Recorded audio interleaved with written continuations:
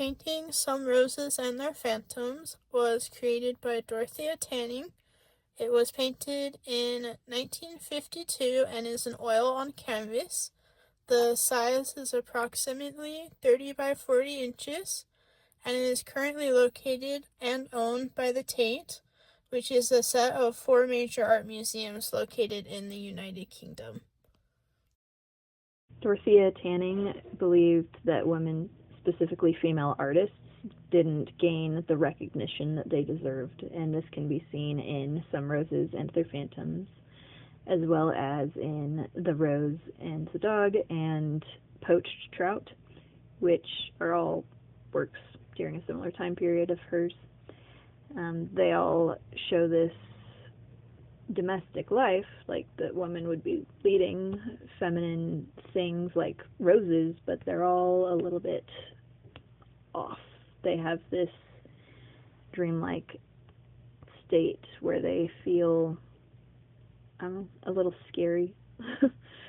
And this was partially to show that feeling of hers that women didn't gain the recognition that they deserved.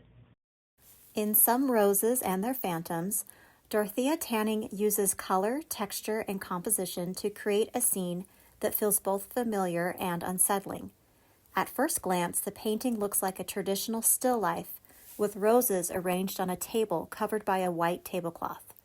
But when you look closer, the flowers begin to look distorted and almost alive, which gives the painting a dreamlike and slightly uncomfortable feeling.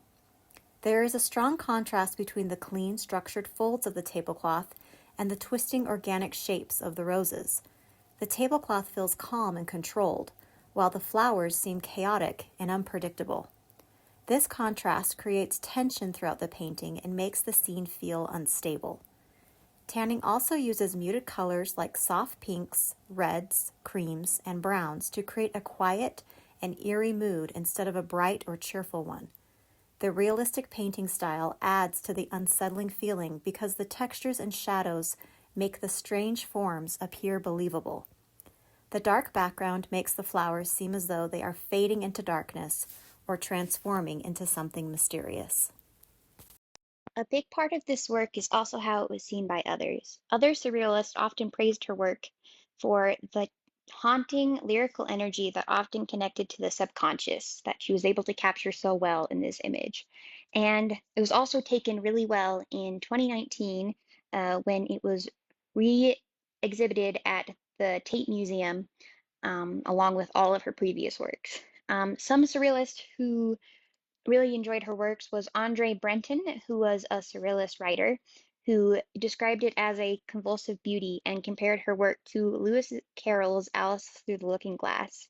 Meanwhile, her husband, Max Ernest, compared it to Gothic literature and said it was a merging of that and surrealism together, like capturing both of those two worlds with the darkness and both like the dreamlike quality.